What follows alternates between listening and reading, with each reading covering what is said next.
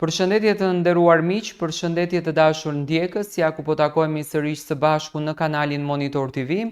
Këtë herë për të kaluar në reality show Ferma VIP 2. Do të ndalojmë të flasim për Big Bastën. Big Basta është njëri nga banorët pjesë e kësaj ferme, i cili ka tërhequr kurreshtje me një përgjigje që ka dhënë në natën e parë të nismës së këtij reality show. Do ndalojmë tek një përgjigje teksa moderatorja e këtij spektaklit, Luana Vjollca, e pyetën që për kë do të marr malli kur do dalësh jashtë shtëpisë. Big Basta thot për djalin, dhe Luana e pyetën sërish thot vetëm për djalin, dhe Big Basta thot vetëm për djalin do më marr malli. Dhe ne kemi arritur të kuptojmë që mes martesës së këngëtares Vesa Luma dhe Big Basta ka një krizë të thelluar. Marrëdhënia midis Big Bastës dhe këngëtares Vesa Luma duket se nuk është mirë në ditët e tyre. Big Basta u bë pjesë e spektaklit Ferma VIP 2, duke lënë jashtë djalin edhe Vesën. Po kur u pyet nga moderatorja Luana Vjollca se për kë do ta marr malli gjatë ditëve të qëndrimit në ferm, Big Basta në fillim tha vetëm për djalin, më pas Luana e pyeti sërish, vetëm për djalin, po për djalin dhe për familjen. Shtoi Big Basta, po pa veçuar në emrin e bashkëshortes Vesa Luma.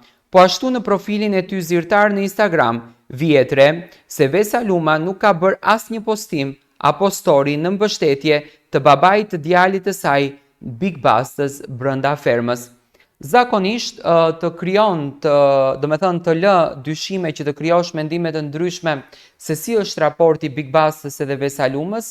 Ne kemi ditur që kanë një raport spektakolar, është një dashuri që është sakrifikuar shumë për këtë dashuri, dhe unë e di që njëri nga familjarët e tyre nuk ka qenë dakord për këtë martesën në fillimet e tyre shkaku i religionit të tyre, por mbi të gjitha Big Basta ka dashuruar shumë Vesën dhe Vesa ka dashuruar shumë Bikun, saqë ato u kthyen edhe nga jeta nga Europa për të jetuar në Kosovë, në Shqipëri, për të vazhduar profesionin e tyre dhe për të qenë sa më pranë e të lumtur në artin që ato të dy po bëjnë.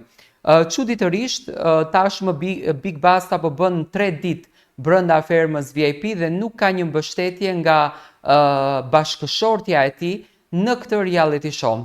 Zakonisht kur fermerët kanë gra të nivelit siç është Vesa Luma dhe që ka një super ndjekje në Instagramin e saj, ka një lloj suporti më të lehtë nga këto të tjerët, por siç duket Vesa nuk është fare mbështetëse dhe këtu marrëdhënia e Big Bastës edhe Vesës është e shkatruar.